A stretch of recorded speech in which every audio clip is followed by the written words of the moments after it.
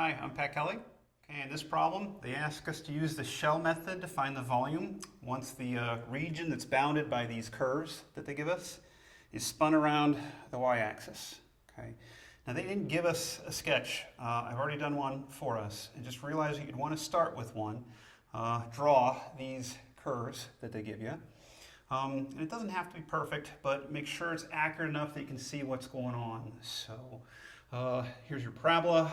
1/4 y equals 0 is just our x-axis, and then x equals 4 gives us that vertical line, and spin that around the y-axis. Okay, now this shell method of ours, I'll start with the formula, and I'll always want to make sure I set up the formula correctly, which always has me going to my drawing and drawing that representative rectangle and seeing what's going on. In particular, what variable am I integrating with respect to? So in my drawing, I want to draw the representative rectangle, and what's new with the shell method is you always want to draw your rectangle parallel to that axis of revolution. So I'm drawing a rectangle up and down. Okay, and that tells me that I'm going to integrate with respect to x, because the thickness of that rectangle is along the x-axis. So now I can write down my formula. Volume equals 2 pi integral from a to b, p of x, h of x dx. Okay, now let's put in the particulars for us for this problem. Equals 2 pi integral, and we want to make sure we get those limits of integration correct. So back to my drawing. The limits of integration are always just going to come from the variable that you're integrating with respect to. The lower limit will be the lowest value of x for us, and then b, the upper limit, will be the highest value of x that you're integrating. So let's look at our drawing. We're actually technically talking about these corner points, but it's pretty easy to see here. That corner point is 0, 0, the origin, and over here, this corner point is 4, 0. If we needed it, this point would be 4, 4. But I said if we needed it because what we're looking for right now is the lowest value of x, which is 0, and the highest value of x, which is 4 in either case.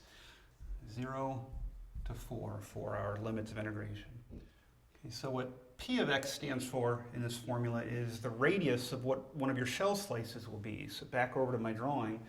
What we're talking about is just from that axis of revolution over to that slice, what expression can I use that's going to represent that distance? So for us, it's just x. The distance from your y-axis over to that slice is just x. Okay, h of x, the next thing in our formula, is the height of one of those shell slices. Back over to my drawing.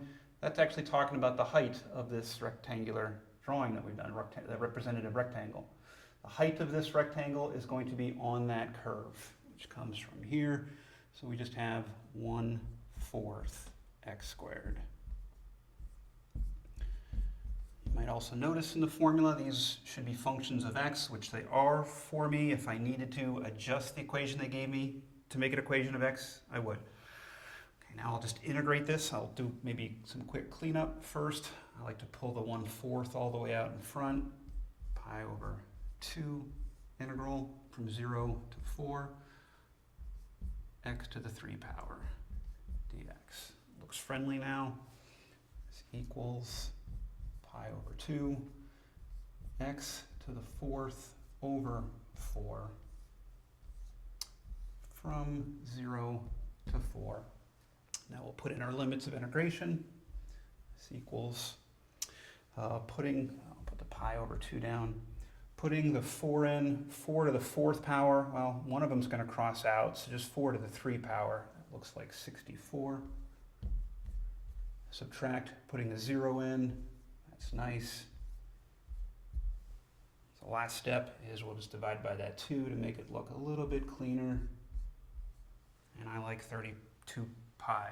Good final answer. Okay? Thanks, and hope that helped.